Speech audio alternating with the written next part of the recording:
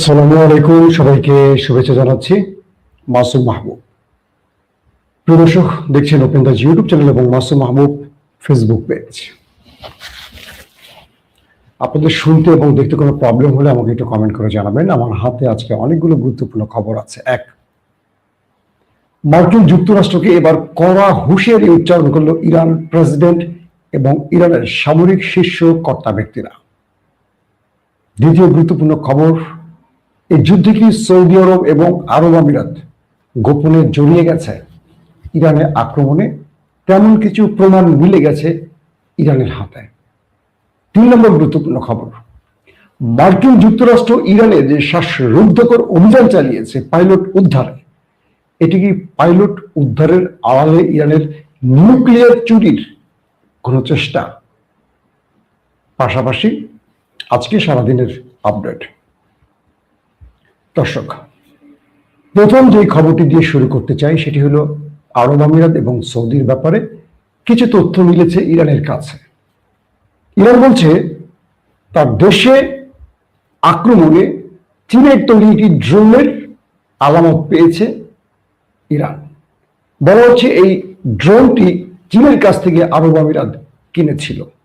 পাশাপাশি এমন কিছু বিমান বা ড্রোন বা মিসাইল ব্যবহার হয়েছে ইরানের বিরুদ্ধে মধ্যপ্রাচ্য থেকে, যেগুলো আরব আমিরাত এবং সৌদি আরব ছাড়া আর কেউ ব্যবহার করে না।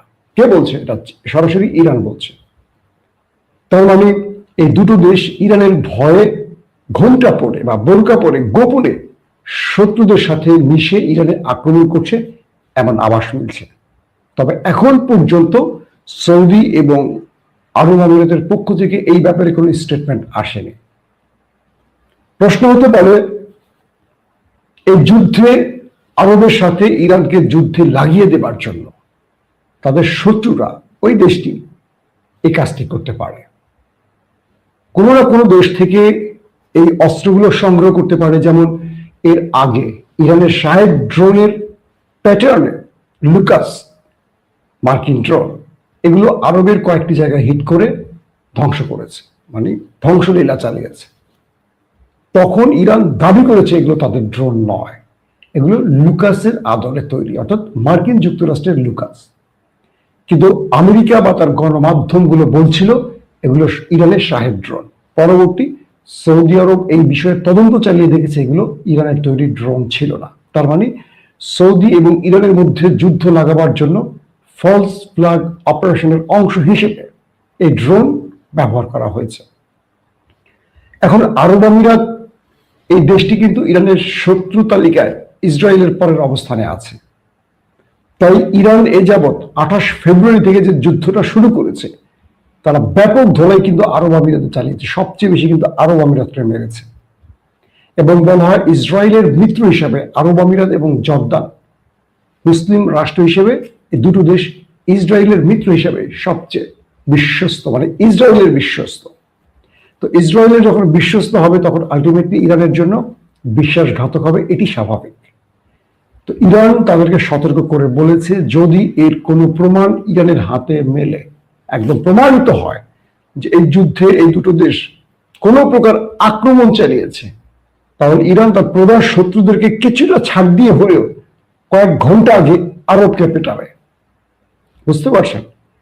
যেখানে আরবের আব্বারা ব্যর্থ হচ্ছে ইরানের কাছে, সেখানে পুচকে আরব গোষ্ঠী যারা যুদ্ধ কৌশল বাদ দিয়ে নারী, মদ, বিলাসিতা, এগুলো নিয়ে ব্যস্ত থাকে, এগুলো আবার তারা সৌদি আরবে করে না, এগুলো আবার তারা ইউরোপে গিয়ে করে। আমার খুব ভালো একটা স্মৃতি আছে, ইংল্যান্ডে তখন আমি ঈদে ছিলাম ইংল্যান্ডে।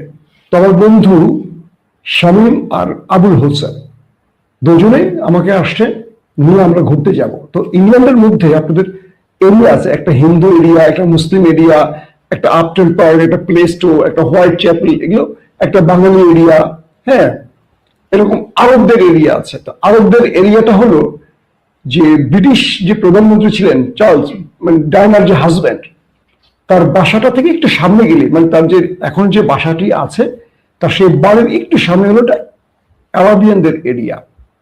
তো সেই এরিয়াতে আমরা বেড়াতে গেছি। সব জুব্বা পরা আরবরা, সব কিন্তু জুব্বা পরা, সবগুলির মুখে সীসা টানতেছে বাইরে বসে বসে। তো ওইখানে গিয়ে আমরা যখন আরবে গেলে মনে হয় আল্লাহ এরা মনে পিরাউলি আকাশ থেকে নামছে ফেরেস্তা, বড় বড় জুব্বা ডুব্বা পরে ঘরে এরাই পশ্চিমা দেশগুলোতে ঢুকে এদের আসল চেহারা দেখায়। এদের তো আসলে অর্থের কোনো অভাব নেই, কাজকর্ম লাগে না, তেল বেচা টাকা, খেজুর, এটা সেটা পুরো সম্পদ দিয়ে ভরে রাখছে, শুধু পায়ের উপর পা ফেলে খায় আর বিয়ে করে, একটার পর একটা বিভিন্ন দেশে ঢুকে আর বিয়ে করে। সবার ক্ষেত্রে হয়তো এরকম হয় না, বাট অধিকাংশের ক্ষেত্রে এটা হয়। তো এখন যে আরবদের কথা বলছি, এই আরবরা যুদ্ধবাজ না, এরা মনে করে এদের হয়ে আমেরিকা যুদ্ধ করে থাকে। আমেরিকা যখন ডাকছে আসো তোমরা আমাদের সাথে ইরানকে পেটাই, ওরে বাবা কি বলেন, ওরা আপনি ভেঙে যাবেন আর ইরান পিটিয়ে আমাদের ল্যাংটা করে ছেড়ে দেবে। এরা হলো এই টাইপের লোক, যে কারণে আরবের মানে ইসরায়েলের বিরুদ্ধে পুরো আরব মিলেও যুদ্ধ করে টিকতে পারেনি এক নতুন শাসিত বা নতুন তৈরি হওয়া ইসরায়েলের বিরুদ্ধে। দর্শক, তো দ্বিতীয় যে গুরুত্বপূর্ণ খবর সেটি হলো আজকেও দখলদার দেশে মোটামুটি ব্যাপক অ্যাটাক চালিয়েছে ইরান, আরবের মধ্যেও কয়েকটি টার্গেটে হিট হয়েছে। এটা এখন আসলে কি বলবো প্রতিদিনকার খাবারের মতো হয়ে গেছে, প্রতিদিন এটা হচ্ছে, এটা থেমে থাকছে না, একটু এক্সট্রা কিছু অর্ডিনারি কিছু হলে এটা আমরা জানাবো। তবে বিপজ্জনক যে বিষয়টি হলো ট্রাম্প ঘোষণা দিয়েছে আগামী মঙ্গলবার থেকে তিনি ইরানের বড় রকম অ্যাটাক চালাবেন, ইরানের পুরো পাওয়ার প্ল্যান্ট ধ্বংস করে দেবেন, এরপর পুরো পানির সিস্টেম ধ্বংস করবেন, এরপর ইরানের গুরুত্বপূর্ণ অবকাঠামো ধ্বংস করবেন, মানে পুরো ইরানকে পাথরের যুগে পাঠিয়ে দেবেন। বুঝতে পারছেন যেটা আমেরিকা ঘোষণা দিয়েছিল। ট্রাম্প তো আছে এটা বিজয় লাভ করেছে, তার একজন পাইলটকে ইরানের ভেতর থেকে উদ্ধার করেছে ফেস সেভিং এর জন্য, এটা তো ট্রাম্পের জন্য অনেক বড় প্রাপ্তি। তো ট্রাম্প হঠাৎ করে খেপে গেলেন, ইরানকে পাথরের যুগে পাঠিয়ে দেওয়ার জন্য মঙ্গলবার থেকে বড় রকম অ্যাটাক চালাবার ঘোষণা দিলেন কেন? আসেন একটু পেছনে যাই। আজকে দিনে যারা নিউজগুলো দেখেছেন তারা হয়তো খেয়াল করেছেন অনেকগুলো খবর। প্রথম যে খবরটি, ইরানে 48 ঘন্টা একটা বিশাল অগ্নি পরীক্ষা গেছে আমেরিকার জন্য। আমেরিকা তার একজন হারিয়ে যাওয়া পাইলটের উদ্ধারে এসেছিল। C-130 ব্ল্যাক হক হেলিকপ্টার, ড্রোন, ফুয়েল ট্যাঙ্কার সহ আরো অনেকগুলো কি বলবো আকাশযান নিয়ে। এখন ধীরে ধীরে যে খবরগুলো আসছে, এই লড়াইতে অনেকগুলো গণমাধ্যম দাবি করছে 4 থেকে 500 নাকি সেনাই ব্যবহার করছে ইরান। এগুলো বিভিন্ন গণমাধ্যমের দাবি, অর্থাৎ একজন পাইলটের জন্য এত বড় বহর। কেউ কেউ বলছেন 1 ডজন বা তারও বেশি, 1.5 ডজনের মতো আকাশযান ব্যবহার করা হয়েছে। শুধু 1 ডজন মানে তো 12টা, কেউ বলছেন 20টা বা 18টা বা 20-এর অধিক। এই সূত্রগুলো অ্যারাবিয়ান বিভিন্ন গণমাধ্যম আউটলেটে আসতে শুরু করেছে। তাহলে 4 থেকে 500 কমান্ডো নিয়ে আমেরিকা ইরানে প্রবেশ করলো কেন? অঞ্চলটি কই? সেই দুর্ভেদ্য অঞ্চলটি হলো ইস্পাহান এলাকা। ইস্পাহানে কি আছে? ইরানের নিউক্লিয়ার প্রজেক্ট আছে, নিউক্লিয়ার প্ল্যান আছে। বলা হচ্ছে আমেরিকা মূলত তার পাইলট উদ্ধারের কথা বললেও তিনি এসে একটা ভিন্ন উদ্দেশ্যে। আর সেটি কি? ইস্পাহানে অভিযান চালিয়ে সেখান থেকে নিউক্লিয়ার চুরি করা। এই মুহূর্তে আমেরিকার ফেস সেভিং এর জন্য এটা একটা বিশাল কাঙ্ক্ষিত টার্গেট হতে পারে। কি রকম? আমেরিকা ইরানকে শর্ত দিয়েছিল কি, হরমুজ খুলে দাও, নিউক্লিয়ার দিয়ে দাও, এই তো প্রধান রেজিম চেঞ্জ তো পারেনি, ব্যালিস্টিক প্রোগ্রাম এখনো কন্ট্রোল করা সম্ভব না, কিন্তু প্রধান একটা ইস্যু হতে পারে নিউক্লিয়ার। সামরিক বিশ্লেষকরা বলছেন ট্রাম্প বাহিনী বা মার্কিন কমান্ডোরা মূলত ঢুকেছিল ইরানে, তারা পাইলট উদ্ধারের নাম করে ইস্পাহানে বড় স্ট্রাইক চালাবে এবং সেখান থেকে নিউক্লিয়ার হাতিয়ে নেবে ইরানের বিরুদ্ধে, এবং এটি দিয়ে ট্রাম্প যুদ্ধ শেষ করবেন ফেস সেভিং এ, যে আমরা নিউক্লিয়ার নিয়ে এসছি, এবং এই যুদ্ধে ইরান পুরোটাই মাঠে মারা যাবে। অর্থাৎ ইরান তার নিউক্লিয়ার রক্ষা করতে না পারলে ইরান তার ভূখণ্ড রক্ষা করার যোগ্যতা হারাবে, এটি স্বাভাবিক, তাই তো? ইরান দুটো ট্র্যাপে ভিন্ন স্টাইলে খেলেছে। দেখেন, একটা ঐতিহাসিক রাষ্ট্রের ভেতরে এখন কিন্তু ডাক সাইটে বড় বড় পাওয়ারফুল লোকগুলো নেই, ম্যাক্সিমাম মারা গেছে। ইয়াং ব্যক্তিরা আছে, ইয়াং সামরিক অফিসাররা আছে, আর যারা একটু বয়স্ক আছে তারা আন্ডারগ্রাউন্ডে আছে, অথবা মাস্টার মাইন্ড গুলো একটু নেপথ্যে থাকে, হয়তো বা ইরানের আপার লেভেল জানে, লোয়ার লেভেল জানে না, অথবা আমেরিকায় জানে না এখন কে এই গেম করছে। হয়তোবা জানে কিন্তু আমেরিকা প্রকাশ করছে না, ইসরায়েল জানে হয়তোবা প্রকাশ করছে না, হয়তো স্ট্রাকচার নিয়ে মারিয়ে দেবে। যখন ইরানের সেই মানে কি বলবো ভয়ঙ্কর অঞ্চলটিতে যেখানে মার্কিন বিমান ভূপাতিত হয়েছে, যেখানে পাইলট তার শেষ সিগন্যাল কমান্ডো বাহিনীকে দিয়েছে, সেই অঞ্চলে আমেরিকা আসে। C-130 যেটা বললাম ব্ল্যাক হক, আরো অনেকগুলো ড্রোন এক গাদা জিনিস নিয়ে আসে, 400-500 কমান্ডো সেখানে মুভ করে। ইরান তার গণমাধ্যমের লাস্ট যে নিউজটি দেখিয়েছে, আমি ফুটেজে দেখলাম একজন রিপোর্টার ধ্বংসস্তূপের পাশে দাঁড়িয়ে কথা বলছে, বুঝতে পারছেন? এইভাবে ধরে কথা বলছে একজন রিপোর্টার, তার পাশে আমেরিকার যে সামরিক যানগুলো এসছিল, যুদ্ধ বিমান, হেলিকপ্টার, ড্রোন, এগুলো ভূপাতিত করার পর এগুলো পুরে একদম টুকরো টুকরো হয়ে জ্বলে পুরে শেষ, বিশাল স্থান জুড়ে। সেখানে রিপোর্টার লাইভ রিপোর্ট করছেন, পুরো অঞ্চলটা দেখিয়েছে। তার মানে ইরান তাদের কি পরিমাণ ক্ষতি করেছে সেই দৃশ্যটা দেখলে বুঝবেন। একেবারে অনেক অঞ্চল জুড়ে মানে প্রচুর সামরিক যান ধ্বংস করেছে ইরান। ইরান যে দাবিটি করেছে প্রায় 1 ডজনের মতো তারা হিট করে ধ্বংস করেছে, এটাই সত্য প্রমাণিত হচ্ছে এখন। আমেরিকা বলেছে 6টিতে আঘাত করেছে, আর ইরান বলছে 10 থেকে 12টির মতো যুদ্ধ বিমান, হেলিকপ্টার, ড্রোন। এটা আমার কাছে এখন সত্য প্রমাণিত হচ্ছে। নাম্বার 2, আমেরিকার কমান্ডোরা মূলত এখানে নেমেছিল পাইলট উদ্ধারের নাম করবে, আর ইরান পাইলটের উদ্ধারের সামনে রেখে তাদের সাথে একটা ফাইটে যাবে। এই ফাঁকে মার্কিন কমান্ডো বাহিনী চলে যাবে ইস্পাহানে নিউক্লিয়ার প্রজেক্ট দখলে, এবং সেখানে তারা নেমে অভিযান চালাবে। যখন তারা সেখানে মুভ করবে, একটা গ্রুপ ভেতরে যাবে, একটা গ্রুপ বাইরে ইরানের সাথে লড়াই করবে। এই সময়টিতে ইসরায়েল আমেরিকা আকাশ থেকে এসে ইরানের বাহিনীকে উপর থেকে ব্যাপক বোম্বিং করবে বা শেলিং করবে। টার্গেট হলো এটা ছিল আমেরিকার। কিছু মাধ্যম বলছে, আমি কিন্তু সামরিক বিশ্লেষক না, আমি বিভিন্ন আউটলেট গুলোকে সারাদিন ঘেটে, যেগুলো মোটামুটি নির্ভেজাল, একটু সঠিক তথ্য দেয়, বিভিন্ন সাইট, ইসরায়েলের সাইট বলেন, আমেরিকার সাইট বলেন, ইরানের সাইট বলেন, টার্কিশ বলেন, আরাবিয়ান বলেন, বিভিন্ন জায়গা থেকে আমি এটা কনফার্ম তথ্য রেডি করে আপনাদের জন্য প্রেজেন্ট করি। বিভিন্ন জায়গা থেকে এগুলো সংগ্রহ করি, একটা পত্রিকা দেখে দেখে সংগ্রহ করি না, এটা আমার কখনো অভ্যাস নেই।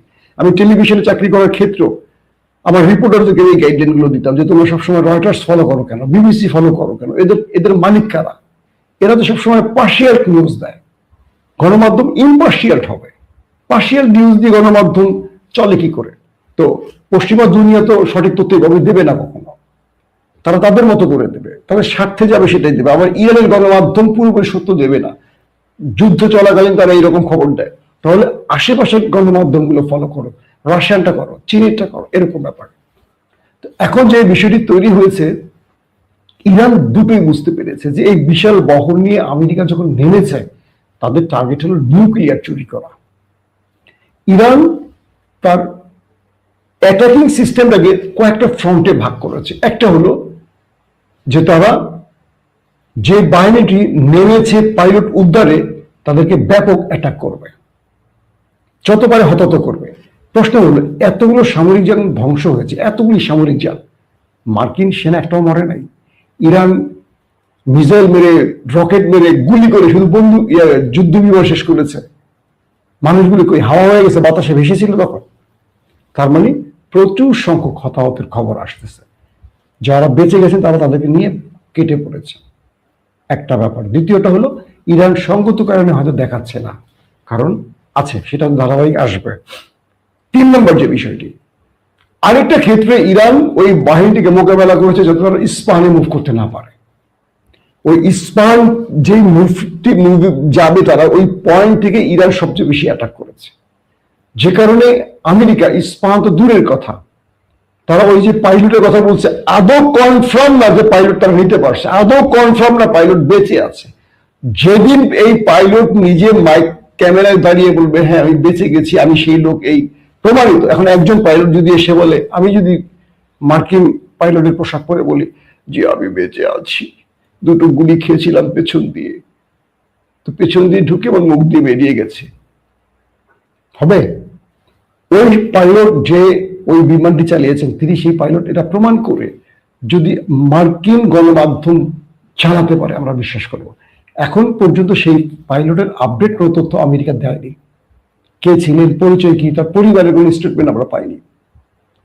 কিছু কিছু মাধ্যম বলছে ওই পাইলট আসলে ওখানে মরে গেছে, ইরানের সাথে গলাগলিতে সে মরে গেছে, এবং সেখানে মার্কিন কমান্ডো বাহিনীর স্পেশাল কমান্ডোদের মধ্যে অনেকেই মারা গেছে, অনেকেই, সংখ্যাটা অনেক। কারণ ইরান সেখানে ব্যাপক পরিমাণ অ্যাটাক করছে, কারণ এটা ইরানের ইজ্জতের ব্যাপার।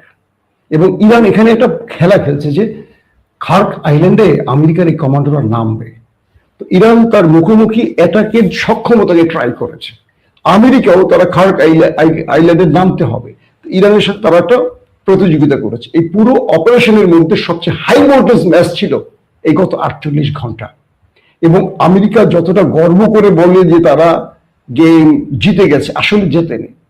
তারা প্রচুর সেনা হারিয়েছে, তারা প্রচুর সামরিক যান হারিয়েছে, কিন্তু একটি কথার মাধ্যমে তারা বোঝাবার চেষ্টা করেছে, তারা ওন করেছে। কি সেটি? পাইলট নিয়ে গেছে। পাইলটের অস্তিত্বেরই কোনো খবর নেই এখন পর্যন্ত, সে বেঁচে আছে না নিতে পেরেছে। এমন তো হতে পারে এই পাইলট ইরানের হাতে আছে, আমেরিকা ফেস সেভিং এর জন্য কথাটা বলছে, ট্রাম্প তার ইজ্জত বাঁচাবার জন্য বলছে, আর ইরান প্রকাশ করছে না ইচ্ছা করে, কারণ প্রকাশ করলে আন্তর্জাতিক নিয়ম অনুযায়ী তাকে নিয়ে আলোচনায় বসতে হবে। এমনও হতে পারে এই পাইলটের মাধ্যমে ইরান আগামী কিছুদিন পর ফিলিস্তিনকে বলবো 10,000 ফিলিস্তিনিকে ছাড়ো, আমি পাইলট দিয়ে দেব। ইরান বড় খুশি করতে পারে। অর্থাৎ এটা আমরা সময়ের উপর ছেড়ে দিই। এখন কোনো দর্শক যদি বলেন মাসুদ আপনি এটা বলছিলেন, না, আমি সব অ্যাসাম্পশন করছি, এটা হতে পারে, কারণ যুদ্ধক্ষেত্রে এগুলো হয়, একে অপরের সত্যটা অনেক সময় বলে না। তো ইরানের এই লড়াইতে সবচেয়ে সফলতা কি জানেন? আমেরিকাকে একটি নয়, প্রায় 15 থেকে 20টি যুদ্ধ বিমান হেলিকপ্টার নিয়ে আসতে হয়েছে, বিশাল বহর নিয়ে আসতে হয়েছে, এবং এই বিশাল বহরের সাথে ইরান ফাইট করেছে এবং তাদেরকে ব্যাপক ধোলাই দিয়ে হতাহত করে তাদেরকে বিমানে করে প্যাকেট করে আবার পাঠিয়েছে। এবং তারা যে সামরিক যানগুলো নিয়ে এসছে, C-130 ব্ল্যাক হক আরো যা যা আনছে, প্রচুর পরিমাণ ধ্বংস করছে ইরান। একজন পাইলটের জন্য যদি এত বড় ক্ষতি হয় তা মন্দ কি বলেন?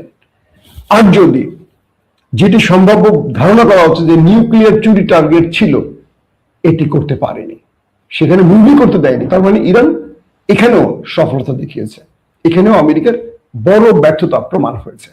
এখন ডোনাল্ড ট্রাম্প কি করবেন? ডোনাল্ড ট্রাম্পের মূল টার্গেট আগামী মঙ্গলবার হুমকি দিয়েছেন ইরানকে সকল পাওয়ার প্ল্যান্ট ধ্বংস করবেন, এরপর সকল পানি শোধনাগার ধ্বংস করবেন, এরপর গুরুত্বপূর্ণ রাষ্ট্রীয় অবকাঠামো। ইরানের সামরিক গুরুত্বপূর্ণ ব্যক্তিরা আজকে বক্তব্য দিয়েছেন, প্রেসিডেন্টও বক্তব্য দিয়েছেন, স্ট্রেটলি বলেছেন যদি ইরানের সরকারি রাষ্ট্রীয় কোনো স্থাপনায় হামলা হয়, এবার মধ্যপ্রাচ্য এবং নেতা সাহেবের বাড়ির কিচ্ছু থাকবে না। ইরান বলছে আমরা এই লড়াইতে 25শে ফেব্রুয়ারি থেকে আজ অবধি যে লড়াইটা চলছে, আমরা যা বলেছি তাই করেছি। ঠিক এই ল্যাঙ্গুয়েজটা ইরান বলেছে, আমরা যা বলেছি তাই করেছি। এবার আমরা ঘোষণা দিচ্ছি যদি আমাদের রাষ্ট্রীয় কোনো অবকাঠামো ধ্বংস হয়, শত্রু অনুতপ্ত হবে। ডোনাল্ড ট্রাম্প 48 ঘন্টার যুদ্ধবিরতি চেয়েছেন, এরপর ডোনাল্ড ট্রাম্পকে পা ধরতে হবে। তিনি বলছেন যদি আমাদের গুরুত্বপূর্ণ রাষ্ট্রীয় সম্পদে আঘাত আসে তাহলে আমেরিকাকে বলবো, নেতা সাহেবকে বলবো নিজের দেশের দিকে তাকান। মানে গালফ কান্ট্রিতে মার্কিন কোন স্থাপনাকে আমরা দাঁড়িয়ে থাকতে দেবো না, সব ঘুরিয়ে ফেলবো। তার মানে আগামী মঙ্গলবার একটা ভয়ঙ্কর লড়াইয়ের দিকে যেতে পারে দেশ দুটো। শেষ পর্যন্ত এই লড়াই আমাদের কোথায় নিয়ে ঠেকাবে জানি না, কিন্তু আমরা আবার বলবো আমরা যুদ্ধ চাই না, আমরা শান্তি চাই। এই যুদ্ধ মানুষকে কিছু দিতে পারে না কান্না ছাড়া, রক্ত ছাড়া। অতএব আসল শান্তির জন্য আমরা আলোচনায় বসি। দর্শক যারা আজকে প্রথম ওপেন দ্য ইউটিউব চ্যানেলটি দেখছেন, যদি আন্তর্জাতিক খবর আপনাদের ভালো লাগে বা দেশের খবর ভালো লাগে, চ্যানেলটি সাবস্ক্রাইব করতে পারেন। যারা ফেসবুকে আজকেই প্রথম দেখছেন, লাইক ফলো করে আমাদের সাথে থাকতে পারেন। অবশ্যই আপনাদের জন্য দোয়া থাকবে, আপনারাও আমার জন্য দোয়া করবেন। আল্লাহ হাফেজ।